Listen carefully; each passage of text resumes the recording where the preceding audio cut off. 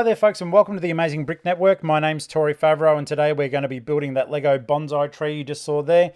This footage is sped up to making it a little bit easier for you to watch. There was a build time of approximately 2 hours by the time I was done and fiddling around and making a lot of mistakes, which I will talk to you about during the build. We've condensed this down to 11 minutes, so we're not looking too bad. If you haven't done so already, please take advantage of this moment to subscribe, click the bell for notifications, and also I'd love to know your comments during the build, so feel free to leave a comment against the build. I always respond and I really appreciate it. It's that way that we know that we're interacting with each other, which is great. This is the base of the actual bonsai tree. I don't know if you've ever owned a bonsai plant before, but basically they're a miniaturized version of a full tree, and they are so hard to keep alive. I'll tell you right now, I have bought several over the years. I have even tried to make my own very unsuccessfully. I think the bought ones though, maybe they are difficult to actually keep alive because they're simply probably just cut off a branch and trimmed to look like a tree, but maybe without the essential root structure to keep it in place. It's an ancient Japanese art form, and it definitely is an art. This area here was really easy to do. It looked fantastic and certainly very effective. That white area there, that is what is going to be used to actually hold the trunk of the bonsai tree in place.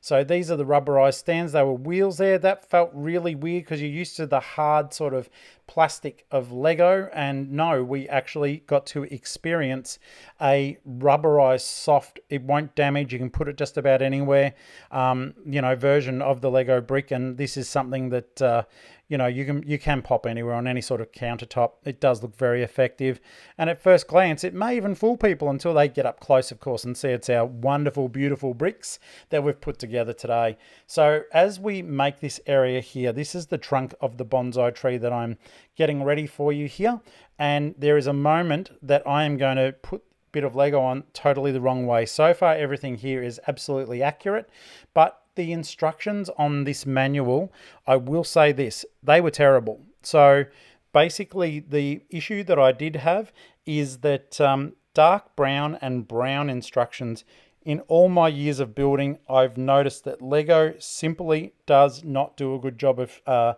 printing these.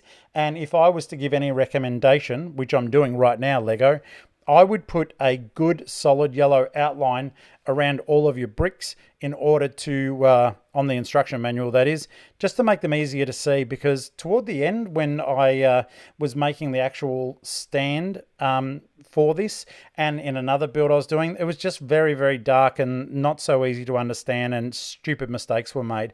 Now this is the top of the actual tree where you will start to get your branches coming out, and that was fun, and there were some clever techniques used, but ultimately it was a little bit tricky to work out what was where, and I actually missed certain bricks during the build, and I corrected them because I realized, hey, this isn't coming together.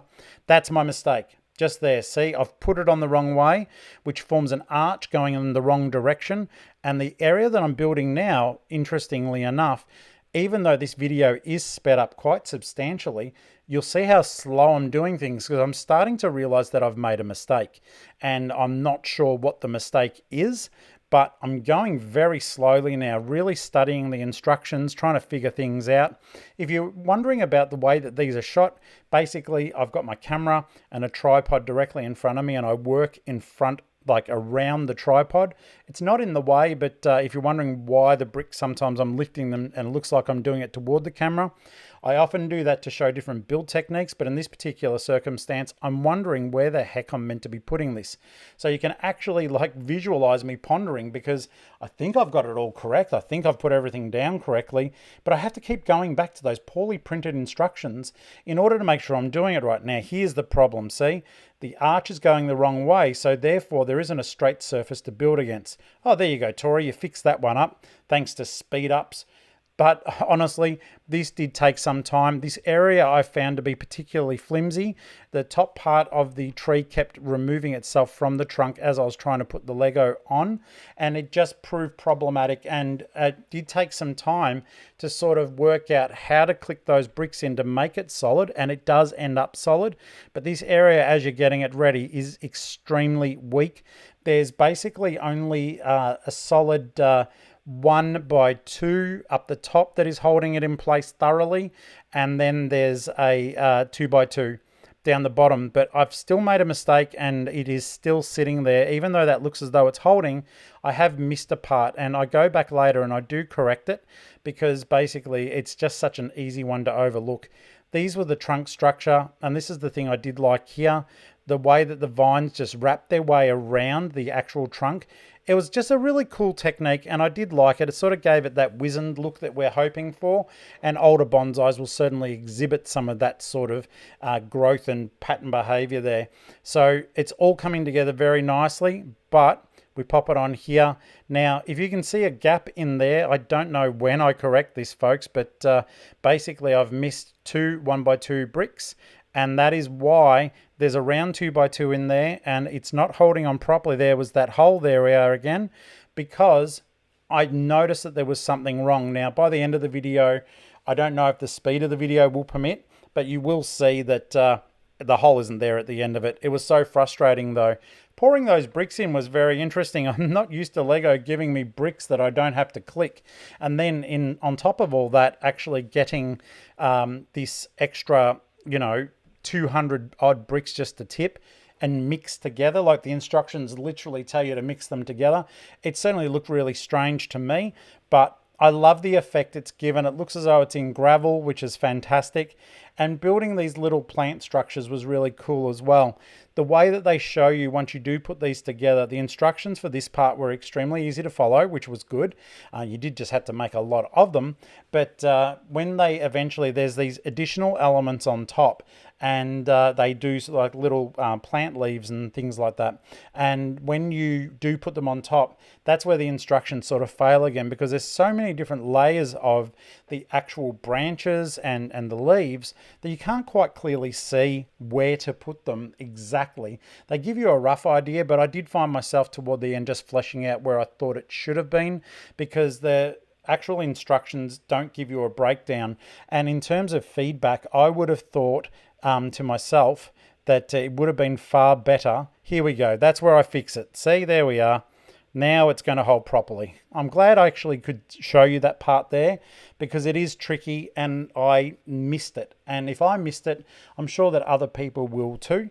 But yeah, getting back to those beautiful plant leaves there, they don't show them very well in the instruction booklet. So where you're putting everything, you've got about 32 of those leaves that you can see there, and there's also the little sort of flower bud green studs, and they were also scattered throughout, but there were only about 10 of those from memory, so it wasn't so bad.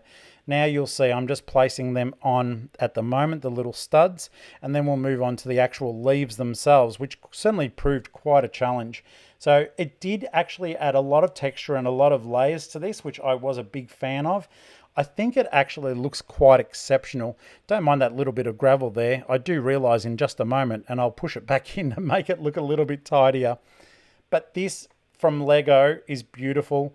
I really hope that they do a lot more different plants builds like this. Now there was another whole alternate build which had like cherry blossoms with a lot of frogs, but I was so keen to get like your traditional Japanese bonsai and get this build done for you so as you could enjoy it, that I did leave that alternate build out. I didn't think it was as true to Japanese form as what I would have liked. If they did a full-size cherry blossom tree, I think that what they have included, like there's about 100 frogs there. It's the most frogs ever used in a Lego build, and they're beautiful and they're pink, and they are such a delight to see. So I do hope that you get a lot of joy if you do the alternate build out of making that. I just wanted the quintessential Japanese bonsai. So we've got that. It's in the corner there. It looks utterly beautiful. And we're making this really gorgeous wooden stand for it. Well, plastic, but you know what I mean.